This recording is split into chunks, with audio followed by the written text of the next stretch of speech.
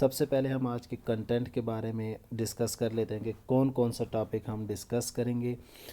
ये टॉपिक जो भी मैं भी आपको बताऊंगा, जिस पर मैं डिस्कशन करने जा रहा हूँ, ये हमारे एफपीएससी सीनियर ऑडिटर का जो टेस्ट प्लस उसके इंटरव्यू की प्रिपरेशन के एतबार से बहुत ही इम्पॉर्टेंट वीडियो है।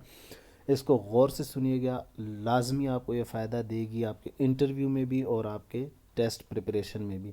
सबसे पहले हम देखेंगे कि ऑडिट क्या होता है, फिर उसके बाद हम देखेंगे इंटरनेशनल ऑडिटिंग स्टैंडर्ड्स क्या हैं, उनकी स्ट्रक्चर कैसी होती है, फिर उनके ऑब्जेक्टिव्स क्या हैं, फिर उसके बाद हम देखेंगे कि कब एप्लीकेबल होता है, फिर list of international auditing standard देखेंगे कितने ऑडिटिंग स्टैंडर्ड्स हैं, किस कैटेगरी में कौन से फॉल करते हैं और कितने स्टैंडर्ड्स जो हैं वो एप्लीकेबल हो रहे हैं।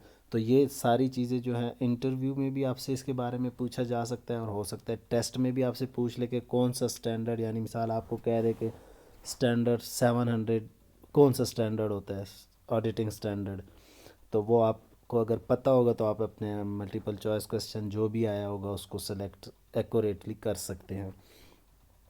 तो टॉपिक की तरफ बढ़ते हैं। हमारा पहला टॉपिक क्या था कि ऑडिटिंग में ऑडिट क्या होता है। जैसे कि ऑडिट का लफ्ज़ लैटिन ज़बान के अल्फाज से निकला हुआ है, जिस जो कि ऑडायर होता है, जिसके मतलब होते हैं टू हेयर। सो ऑडिट की डेफिनेशन आपके सामने स्क्रीन पर शो की हो रही है, जिसका कि किसी भी एंटिटी की फाइनेंशियल इंफॉर्मेशन, यानी जो भी हमने अकाउंटिंग रिकॉर्ड्स, उसकी journal entry, ledger, trial balance, फिर फाइनेंशियल स्टेटमेंट्स जो बनती हैं, वो रिकॉर्ड को इंडिपेंडेंटली एग्जामिन करना। इंडिपेंडेंटली एग्जामिनेशन का क्या मतलब होता है कि जो भी अकाउंटिंग डाटा अभी हमें प्रोवाइड किया गया है या हमारे पास अवेलेबल है, वो किसी इंडिपेंडेंट पर्सन ने आकर उसको चेक किया और वो अगर उस पर कह दे कि ये एक्यूरेट है, इसको हम कहते हैं इंडिपेंडेंटली एग्जामिनेशन। बेशक वो एंटिटी जो है वो प्रॉफिट ओरिएंटेड हो या ना हो, इर्रिस्पेक्टिव ऑफ इट्स साइज़, यानी उसके साइज़ के इर्रिस्पेक्टिव एंड लीगल फॉर्म। लेकिन ये एग्जामिनेशन अगर इस पॉइंट ऑफ व्यू के साथ कंडक्ट किया जा रहा हो कि उस पर कोई ना कोई ओपिनियन दिया जाएगा, तो ये चीज़ जो है हमारी ऑडिट कहलाती है। चलिए आइए ऑडिट को अब हम एग्जाम्पल के थ्रू समझते हैं, फिर इसी में हम पॉइंट आउट करेंगे कि ऑडिट क्या होता है, ऑडिटर क्या होता है। नेक्स्ट हम अपने एग्जाम्पल के थ्रू ऑडिट को समझने की कोशिश करते हैं। अब जैसे कि हम सपोज़ कर लें ये है मिस्टर ए, यहाँ पर हमारे पास है मिस्टर ए जो कि एक बिज़नेस को रन कर रहा है, बिज़नेस रन कर रहा है और उस बिज़नेस का जैसे कैश एंड कैरी है, यानी थोड़ा बड़ा बिज़नेस है।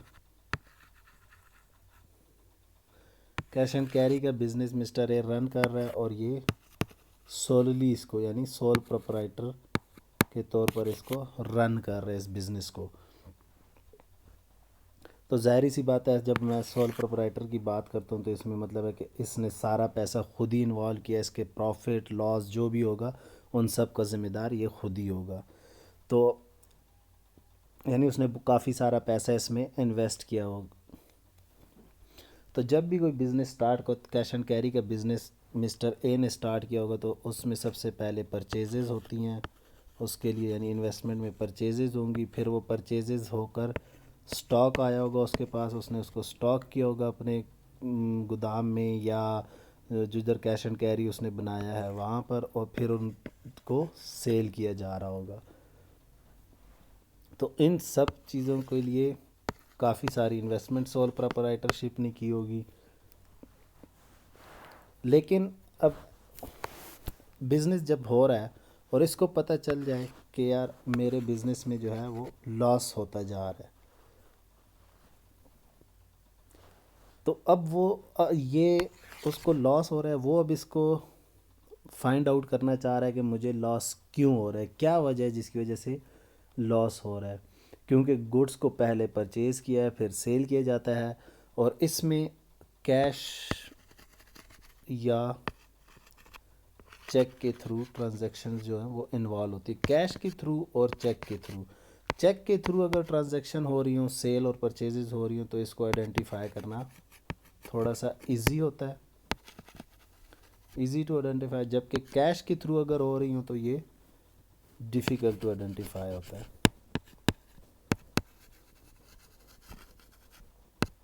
इसको आइडेंटिफाई करना थोड़ा सा मुश्किल हो जाता है।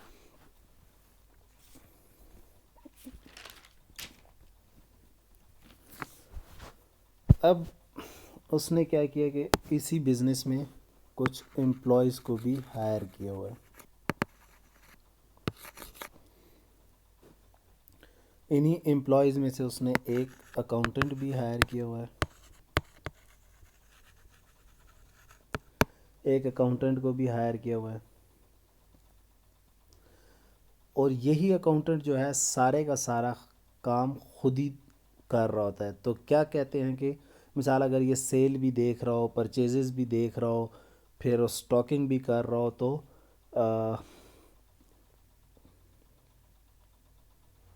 तो चांसेस होते हैं कि कुछ ना कुछ गड़बड़ हो रही है यहाँ पर। यानी एक ही बंदा अगर सारे काम कर रहा है तो जाहिर सी बात है कुछ ना कुछ गड़बड़ हो सकती है, अगर कैश की ज़िम्मेदारी भी इसके हवाले कर दी गई होती है तो। यानी देखिए यहाँ पर गुड्स है, सबसे पहले इसको परचेज़ किया गया है। फ्रॉड कैसे हो सकता है, यानी गड़बड़ कैसे हो सकती है, उसके बारे में बता रहा हूँ। गुड्स परचेज़ किए हैं, उसकी इनवाइसेस बनती हैं, फिर उसके अगेंस्ट पेमेंट होती है, और फिर उसके बाद अकाउंट्स भी रिकॉर्ड किए जाते हैं। इसी तरह अगर हम देख लें, गुड्स परचेज़ करने के बाद ज़ाहिर सी बात है उनको सेल किया जाता है, उसकी बिलिंग होती है, बिलिंग के बाद उसके रिसीट्स होते हैं, यानी पेमेंट रिसीव की जाती है, और फिर उसके अकाउंट्स रिकॉर्ड किए जाते हैं। तो गड़बड़ कैसे कर सकते हैं ये अकाउंटेंट, अगर सारी की सारी सारे के सारे काम ये खुद देख रहे हैं, यानी गुड्स परचेज़ किए हैं, तो गड़बड़ क्या कर सकता है कि परचेजेज उसने मिसाल 70,000 की हैं और इनवाइस वो 90,000 की बना ले, तो अकाउंटिंग रिकॉर्ड में भी 20,000 का गड़बड़ इसने कर लिया, जिसकी वजह से यानी परचेजेज उसने 90,000 की हैं लेकिन उसने 70,000 की हैं, जबकि इनवाइस उसने 90,000 की है, तो 20,000 उसने एक्स्ट्रा पेमेंट कर दी गई है या उसने खुद ले ली हैं, तो वो 20,000 का लॉस जो है वो सोल प्रोप्राइटर को चला जाता है। फिर इसी तरह सेल होती है, सेल मीन अगर उसने यहाँ पर सेल किया 100,000 की, एक महीने की सेल, और फिर उसने बिल जो है रिसीट्स उसने बुक की है 80,000 के, तो यहाँ पर फिर उसने 20,000 का लूट मार कर दिया इस कंपनी में। तो इसका मतलब है कि सारे का सारा काम सोल प्रोप्राइटर ने एक ही बंदे को दिया हुआ है, अकाउंटेंट को।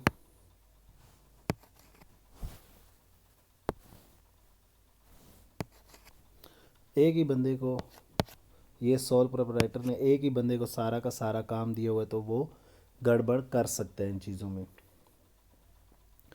फिर इस तरह की सिचुएशन से कैसे बचा जा सकता है, अपने इसी सिस्टम में, यानी जो अभी इसका सिस्टम चल रहा है, इसने एम्प्लॉयज़ हायर किए हुए हैं, इसी सिस्टम को वो इंटरनली कंट्रोल ले आया, यानी अपने इसी सिस्टम में इंटरनली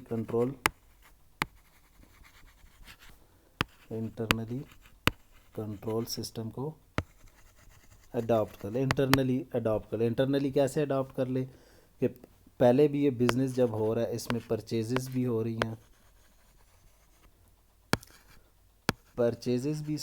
हैं, सेल भी इसमें हो रही है, और स्टॉकिंग भी हो रही है। तो इंटरनली कंट्रोल कैसे हो सकता है कि परचेजेस के लिए ये अलग बंदा रखे, मिस्टर ए को रख ले, सेल के लिए मिस्टर बी को हायर कर ले, जबकि स्टॉक के लिए मिस्टर सी को हायर कर ले।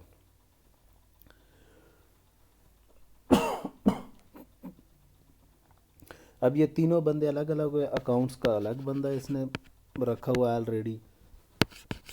तो जब काम सारों में डिस्ट्रीब्यूट हो जाएगा तो फिर इस यानी काम डिस्ट्रीब्यूट करने से, अच्छा यहाँ पर आप ये सवाल राइज कर सकते हैं कि इसका तो पहले ही लॉस हो रहा है तो एक्सपेंसेस और बढ़ जाएंगी, यानी मिसाल अगर हम 1 2 3 और ये 4 बंदे हायर कर लेता है तो भाई अगर बिज़नेस को आपने स्मूथली रन करना है तो आपने अपने काम को डाइवर्सिफाई यानी एक्सपेंड कर, अपने बिज़नेस को चलाने के लिए आपने अपने एम्प्लॉयज़ को एक्सपेंड करना है ताकि चोरी ना हो सके। जब परचेजेस वाला, अब ये चारों बंदे में से कोई ना कोई तो ऐसा बंदा होगा जो दो नंबरी नहीं करता होगा, इसलिए अपने काम को डाइवर्सिफाई कर दे। लेकिन जब बंदे वो हायर करेगा तो उससे पहले कॉस्ट बेनिफिट एनालिसिस कर लेगा ना, कॉस्ट बेनिफिट एनालिसिस की बेस पर वो नए बंदे अपने हायर करेगा। इसी तरह फिर उसका मिसाल यहाँ पर उसको लॉस हो रहा है तो वो उसका एक दोस्त आ जाता है, सोल प्रोपराइटर का एक दोस्त आ जाता है, मिसाल ये हो गया मिस्टर टी।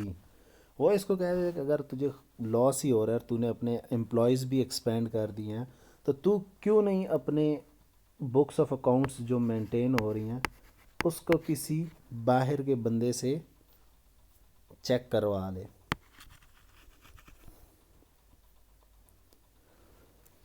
यानी किसी इंडिपेंडेंट बंदे से जो जिसका इस बिज़नेस से कोई लेना देना नहीं होता, जो कि अकाउंटेंट का एक्सपर्ट हो, जिसका बिज़नेस से कोई लेना देना नहीं होता लेकिन अकाउंटिंग का एक्सपर्ट होता है। ये नहीं देखता कि अकाउंट्स, यानी वो आपकी कंपनी में ये देखने कभी भी नहीं आता कि आपके अकाउंट्स सही हैं यानी, बल्कि ये भी देखने आ रहा है कि अकाउंट्स के अंदर जो शुरू से हम काम कर रहे हैं, मसलन जर्नल एंट्री मेंटेन की जा रही है, लेजर मेंटेन किया जा रहा है, ट्रायल बैलेंस मेंटेन किया जा रहा है, क्या वो सही है या नहीं।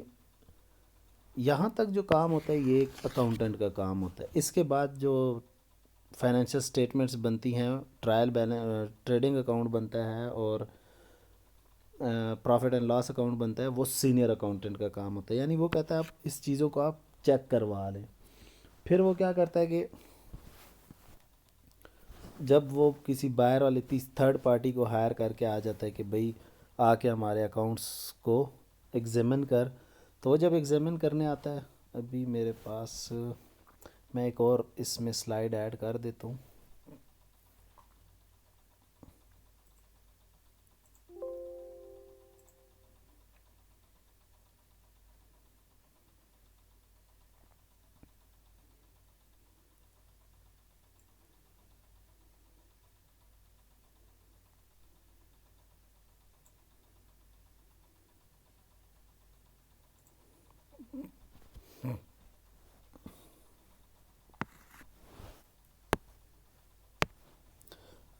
अब वो यहाँ पर क्या करता है, इंडिपेंडेंट बंदे से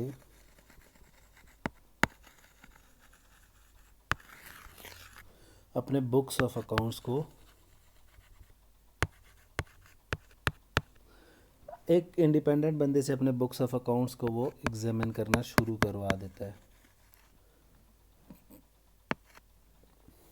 वो सबसे पहले क्या देखेगा, जर्नल एंट्री आपकी।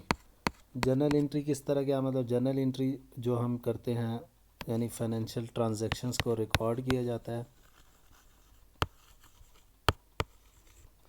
फाइनेंशियल ट्रांजैक्शंस को रिकॉर्ड किया जाता है उसके, ये किस पर बेस कर रहे हैं, वॉचर पे। वॉचर दो किस्म के होते हैं, एक होता है अकाउंटिंग वॉचर और एक होता है सपोर्टिंग वॉचर। इसका क्या मतलब होता है, अकाउंटिंग वॉचर मतलब हमने, बिजनेस ने अपने लिए एक बिल्डिंग खरीद ली,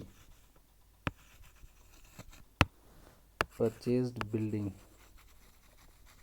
बिल्डिंग खरीद ली भाई, उसकी कोई ना कोई पेमेंट हुई होगी, पेमेंट हुई होगी तो उसका कोई ना कोई रसीद रसीद बनी होगी, वॉचर बना होगा। फिर ये जो इंडिपेंडेंट एग्जामिनेशन वाला बंदा आया होता है आपके बुक्स ऑफ अकाउंट्स को देख रहा होता है, वो आपने एंट्री तो की हुई है कि मिसाल आपने कह दिया कैश के थ्रू पेमेंट हुई है, तो बिल्डिंग टू कैश ये हुई है मिसाल 5 मिलियन की।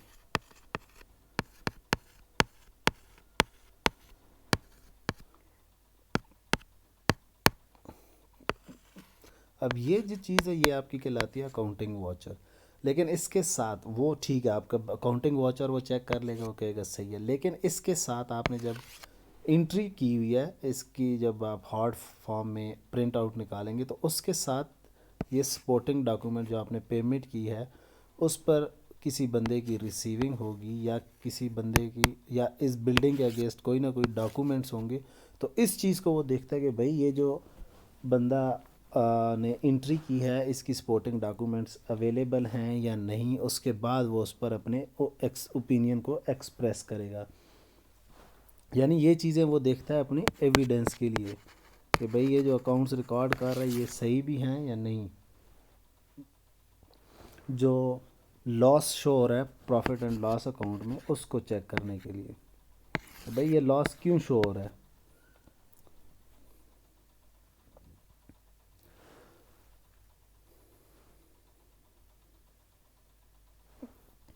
जो लॉस शो हो रहा है वो इसको चेक करता है कि भाई ये लॉस क्यों हुआ है, इसकी क्या वजह है जो लॉस हुआ, वाकई ये लॉस हुआ भी है या इसने एम ही शो कर दिया बुक्स ऑफ अकाउंट में।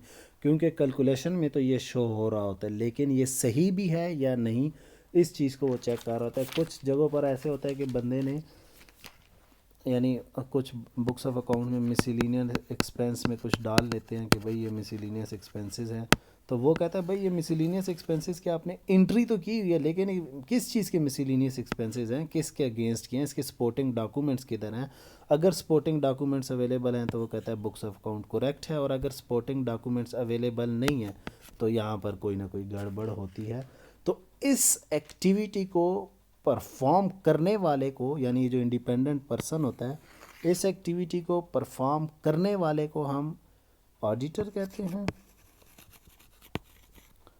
जबकि ये एक्टिविटी जो परफॉर्म हो रही होती है उसको हम ऑडिट कहते हैं।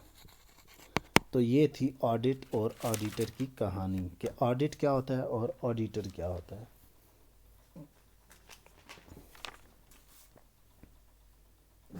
उसके बाद हम चलते हैं अपने नेक्स्ट।